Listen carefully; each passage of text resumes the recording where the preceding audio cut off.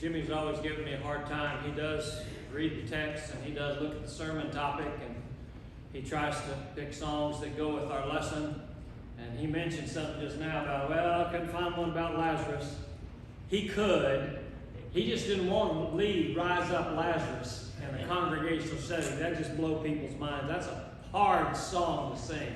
So anyway, he spared you. I just wanted you to know what a great guy he is because he spared you having to try to sing that song. It's great to be here this morning. I appreciate especially guests we have with us, especially home folks, family. We really encourage you to come back every opportunity that you have. If there's anything we can do, let us know. Please don't rush off after the service. We are having our meal this afternoon after the service, and we'd love for you to join. There's always plenty of food, and I won't feel so compelled to go for that third plate.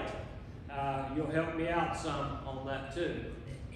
I want to talk about a text that we are familiar with in John the 12th chapter. This is the culmination of what has been brewing for a while, and I don't know whether you've placed it quite in its context yet, as Barry has read it, but this is the beginning of the end for Jesus. As I said in several sermons ago when we covered chapter 9 rather thoroughly, where he healed the blind man, gave the blind man his sight.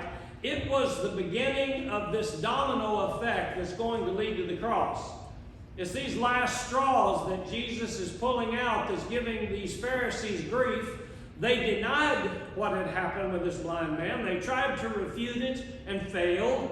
And all it did when Jesus did miracles was make them madder and madder all the time. Well, now in chapter 11, he goes about raising Lazarus from the dead. And all that stirred the Pharisees and the scribes and the leaders of the Jews up, made them angry.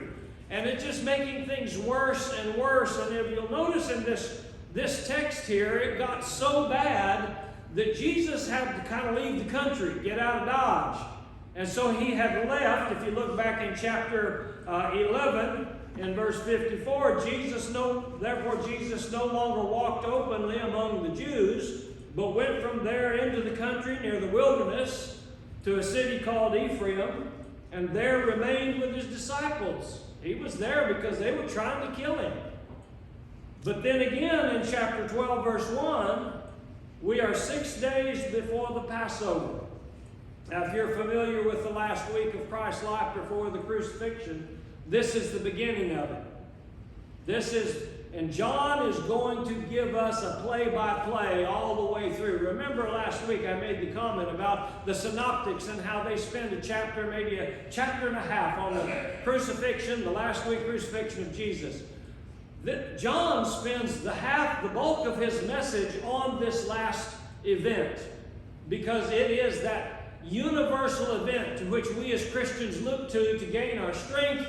We gain our identity. Who we are is based upon the fact that Jesus died, he was buried, and then he resurrected from the dead.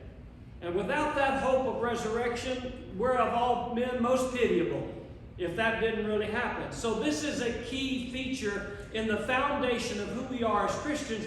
And John spends lots of time on this particular event. So here we are at the beginning of the end, basically. As he comes back in chapter 12, verse 1, 6 days after the Passover, or before the Passover, Jesus came back to Bethany. He comes back to a friend of his, Lazarus, whom he's raised from the dead in that previous chapter. He goes in and he's having supper with them. And you can just imagine the anger of those who refuse to believe in Jesus. Not only is he back in town, but he's over there eating supper with the guy he raised from the dead. And there was such a stir about that people were coming from all over the place because, mind you, back in that day, they didn't have selfies where they could fling a gang sign out and grin and take a picture and send it to somebody. You had to go there and see them. And so there was people from all over the place coming to see Lazarus, whom Jesus raised from the dead. Now, I want to point out something. I know we all recognize the fact that we have influence. We've touched on that here just recently. The idea that we are all lights in our communities, that when we do things, people see us. But I want to look at our influence from just another side of things and try to make it a little bit impersonal, if you don't mind. Because most of the time, when we talk about influence, we're talking about someone whom we are involved with directly in some way, and that we want to influence them in a good way. I don't know how many parents I've heard say something to their kid like, well, what'd you do that for? Who taught you that? And then the kid kind of looks up and says, well, you did. And we understand that personal influence we have with people whom we are around and we are together with. But in this context, it is amazing the influence that you can have by just obeying Jesus. I want to look at this incident a little bit in retrospect as to what happened during the resurrection of Lazarus. But then I also want to look at how it impacts us today. Everything in the Bible applies to you and I, this text included. So what we have here is Jesus eating supper with Lazarus, and it says there's a whole bunch of Jews that came there. They knew that he was there, and they came. And what is phenomenal here is they didn't come just for Jesus' sake. That was really not the issue. What they were there for was to see whether or not Lazarus had really been raised from the dead. Now here's a couple of things I want you to keep in mind as we go through 3 quick points about this incident. The first thing I want you to understand is, and we need to understand this because this was not Lazarus' idea, okay? I can't speak for you, but let me tell you what. When I die and I am in paradise on the other side of this sorry existence in which I have to live, in this sorry body, than most of which I've done more of the damage than anybody else. But still, I want to get out this body. And when I get to a place where there is no more pain, where it is bliss, I don't want to come back here. I mean, no offense to any of you out there that might miss me. All 2 of you. But the point is, I don't want to come back. I wouldn't want to come back at all. And I can't imagine what went through Lazarus' mind when he hears the Lord call him and says, Lazarus, come forth. Jesus was not speaking to the air, contrary to some of the commentators. Lazarus heard him. And Lazarus, being obedient, obeyed him. I don't know whether you've gone into that in your mind about how this little thing transpired, but, I'd have been reticent. I might have been saying, Jesus, really? Sure? Are you sure you want me to come out? I mean, I like where I am. I'm doing good here. But basically, this was not Lazarus' idea. This was Jesus' idea. But Lazarus did what he was supposed to do. He obeyed the Christ.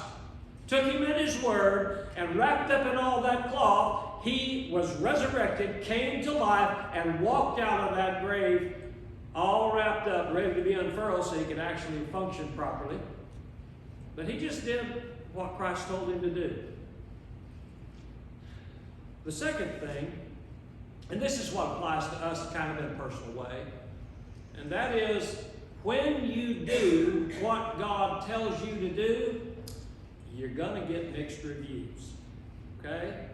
I know very often it is the case that we take such offense, and it hurts our feelings, and I understand that. When you tell someone something that it is for their benefit, and not only do they not appreciate that, but they get angry with you because you had the audacity to tell them they ought to change something.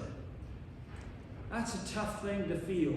That's hard to receive when somebody you care about is being told something and they don't want to hear it.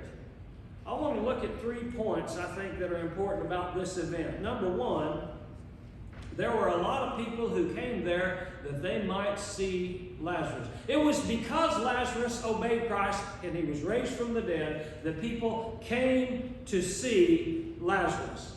One of the most important points about understanding God is He will never ask of you what is not reasonable and intelligent and logical. And not only that, good for you, but that's an aside. He's not going to ask of you something that isn't smart. And I'll tell you for a fact, being rebellious and rejecting Christ is not smart. You know, at the very introduction in Isaiah's book, his prophecy about the downfall of Israel and what was inevitably coming for those Jews back in that day as Babylon came in and just wiped Jerusalem out. the grotesqueness of it, the horror of it. I could go into details about some of the horrific incidents that occurred within Jerusalem while the Babylonians were taking them over. And yet, to begin with, God says, come now, let us reason together. What God wanted to offer them in respite in trying to avoid this horrible situation was logical and reasonable and good for them. And people wouldn't hear it. But God does not ever ask us to believe something without evidence. I know lots of people quote Hebrews 11:1. That's a favorite. Now faith is the substance of things hoped for, the evidence of things not seen.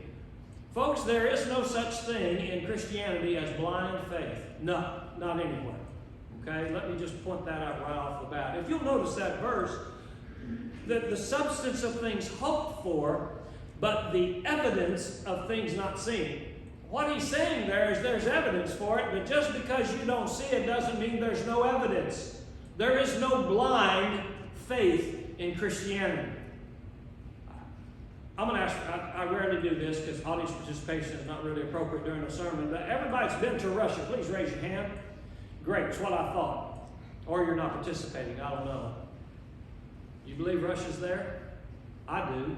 The preponderance of evidence, it's obvious Russia exists. It's obvious that it is there. I've never been there. I've never witnessed it personally myself. But there is tons of evidence to confirm the fact that it's there.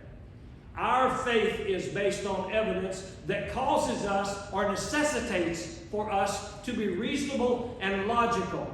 Yes, there are emotions involved, and when we do what is right, that answer, 1 Peter 3:21, the answer of a good conscience towards God, there are emotions you have when you do what is right, but we do not do what is right because of our emotions. We do what's right because it makes sense. It's smart. It's what we need to do in order for ourselves to be found faithful in God's sight. And so therefore, if we are going to be faithful to God, we need to understand that He's not going to ask us anything that isn't reasonable.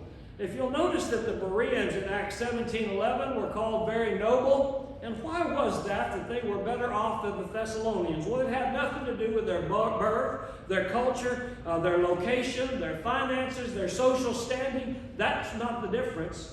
The difference between the Bereans and the Thessalonians were that the Bereans were noble because they received the word with all readiness and searched the Scriptures daily. I don't know why it is that it is such a trying, difficult, stressful moment when somebody asks us about the Bible or about God or about what we believe. Why is it that people's stomach knots up when that kind of thing occurs? Do we not see the great opportunity of people exercising their right to test the spirits, 1 John 4:1, to see whether or not they're from God? I invite questions. I love to have people ask me questions because here's what happens. I study the question to answer it appropriately from God's Word, and in doing so, I either confirm and solidify what I've known all along is true because the Bible teaches it, or I find out I don't know and I get to study something new and learn about something I did not know about God and His glorious grace. How is that a bad thing? How is that something to worry about? I've known folks who come to me, I'd love to talk to my neighbor, I'm just scared to death. I don't know whether I'll be able to answer their questions. Well, folks, we're supposed to be able to answer their questions, and we're supposed to invite them. We want them to ask questions about who we are and why we believe what we believe. If we don't have that attitude, then we don't have the attitude God wants us to, because God always offers us evidence for who He is. He's never asked us just to believe something on blind faith. The heavens declare the glory of God, and the firmament shows its handiwork. You look around you and you can tell there's God. I mean, when you look at the Bible and its consistency and its cohesion, its unity, no book on the planet ever in history of humanity has come close to this kind of book. It's so unique. All of the other religious books stacked up together can't compare. I get tickled sometimes when some of my friends from some of these denominations, particularly the ones that have made up their own Bible, come and offer their Bible. And I've had 3 or 4 of them in my library, and I've read through a bunch of them. And it's amazing to me how many contradictions there are in them. It's amazing to me how many iterations there are. They keep updating them and revising them and changing them because, yes, back in the day, that was what people believed and that's what they wrote. But today, we know better. In fact, it's kind of embarrassing when you can go to some Bibles, like, for instance, the Book of Mormon, and you can find in there one of their chapters being concluded with the term adieu. Adieu is a French term, which ironically, if the Book of Mormon is correct, and that particular book was written way back in the day before French was ever a language, it makes it kind of embarrassing to find that in their text. Written by a guy in the 1800s, basically, who knew French and made the statement adieu. The Bible doesn't have those kinds of things.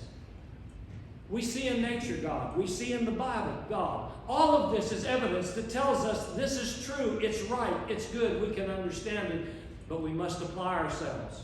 God never asks us to believe something where there isn't evidence. And what you find here is honest people going to look at the evidence that God gave, Jesus Christ being God. He raised Lazarus from the dead. It should not cause us fear when somebody wants to ask questions about what we believe and why. But notice too, the second point quickly, that when you do what God says to do, you're liable to be rejected. Maybe you've experienced that. Frankly, and I mentioned it in class this morning, I don't think enough of us experience that rejection enough. I really think, honestly, part of the reason churches all over the United States, and I'm talking about churches of Christ, are dying is they're holding on and they're just squeezing the life out of the Lord's church in a location because all they can think of is holding on and squeezing. Instead of reaching out and causing people to have to think and consider and ask the question, why are you saying that you're different than who I am? Aren't you one of the many that we find all over town? And no, we are not. And folks, you're not going to be received well by some people. I don't care how logical, how intelligent, how reasonable, how beneficial it is for them. There's going to be some folks that's just going to reject it regardless. I mean, look at the Pharisees when Jesus healed the blind man. Called the guy in there, put him through an inquisition, called him a sinner and kicked him out. That's the way they dealt with that problem instead of looking at the facts, by the way, which everybody else that saw it looked at the facts and said, wow, you Pharisees are not smart. Because it's obvious what happened here. And now they're investigating something far beyond that. In fact, someone said there in the earlier part of chapter 11, surely a man who could heal a person and give him his eyesight back could raise a guy from the dead. Surely.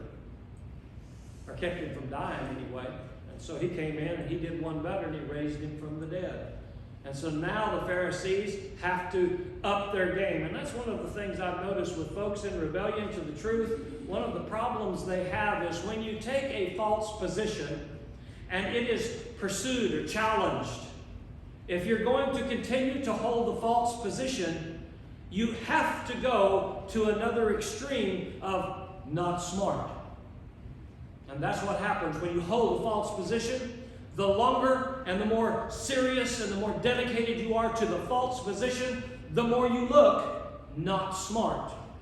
These guys were sitting there looking at the guy that was raised from the dead. Plenty of witnesses, everybody saw it. They were all excited to see this guy that was raised from the dead. And all they can think of is, oh, let's solve this problem. And some doofus in the corner back there of this great synagogue and all these wise Pharisees goes, hey, I got it. Let's kill him and put him to death again. Do you realize how dumb that sounds? Jesus raised him from the dead. What are you going to gain by killing him again? You know, the solutions to rebellion get more and more absurd as you go further and further from smart. It is smart to be a Christian, friends. We live in a culture that looks down on us and ridicules us for being Christians, portrays us in all of the modern entertainment as being nuts and goofy and, just ecstatic half the time. No, don't buy that nonsense. That's not what a Christian is. A Christian's smart. A Christian is so smart, as a matter of fact, that they look at the intelligent evidence that is there to be seen and they draw proper conclusions from it. These Pharisees had too much in the game. They had already denied the healing of a blind man. Now here a guy's raised from the dead, and their only solution is to kill the guy? How pitiful that is. That's how pitiful it is when somebody is rebellious. I know in our culture we sure do raise those folks to a high standard sometimes who are outlaws. You know, that's just such a glamorous thing. Hollywood has really made outlaws somebody in our culture. No, if you're an outlaw, you're doing something against the law. Somebody's being damaged. Something wrong is being done. There's nothing good about it. But you go ahead and watch that Hollywood stuff because they'll tell you, oh no, it's wonderful. And they'll portray outlaws to be somebody great. No, they're not. We have in our culture that sense of raising people to a level that they don't deserve. In the Old Testament, there were a group of people like that. The term in Hebrew is Nephilim. They were a product of the sons of God and the daughters of men. In other words, people who follow God and people who didn't follow God and had nothing to do with God intermarried and had children. So you have children who know what's right and know how to rebel against it and do precisely what is wrong. And they became, as some translations, giants in that culture. They were like Bonnie and Clyde. You know, they were like Jesse James. Oh, I could go on forever. Names of outlaws who were horrible people, and yet the culture picked them up and raised them up and made them a hero. Folks, you're not a hero if you're rebellious. You're just a sinner that's getting a lot of attention that's going to hell. That's just as simple as it is.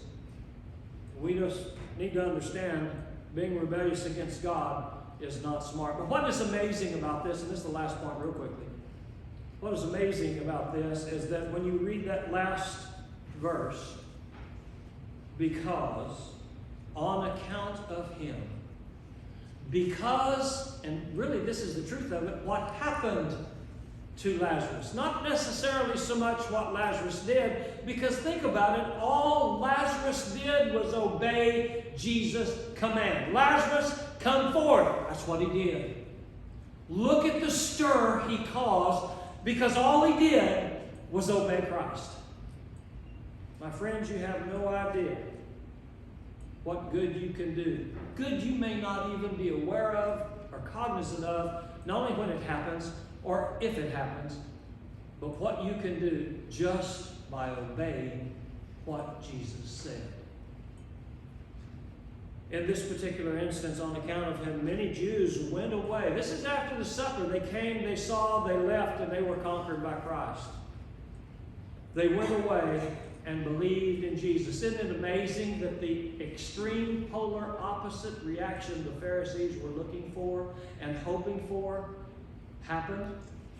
People actually did do exactly what they were worried about. They looked at the evidence and they were intelligent enough. They didn't have any skin in this. All they were doing is looking at the evidence, and because of the evidence, they believed Jesus. Folks, you can do an amazing thing in your life if you'll just do what Jesus said. My dad wrote an article many years ago, and I've stolen it several times and published it. I give him credit because it was his idea, not mine. But you know, one of the things Mary said when before Jesus even started his ministry, they had this big supper and they ran out of grape juice. And you know, Mary comes over to Jesus. Oh no, we ain't got nothing to drink. He tells two servants, go with Jesus, he'll tell you what to do. And Jesus kind of complained, this is before my time. I need to be doing my ministry and it's coming up, but it's not ready yet. And she just said, just go do what he says. Some of the best advice ever given to anybody, anytime, anywhere. If you've got Jesus there, just go do what he says.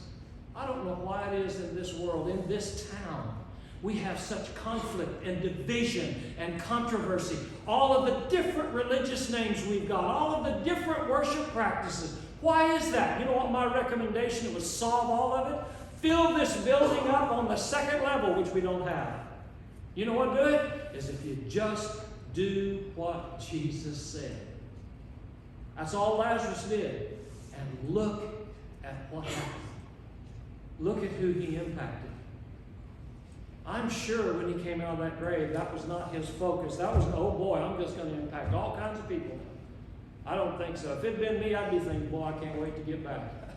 I don't want to die. And it wasn't fun and great to do that, but I sure can't wait to get back. But no, look what he did just by obeying Jesus. You want to have an influence? Just do what Jesus says. Just obey him. That's all you got to do.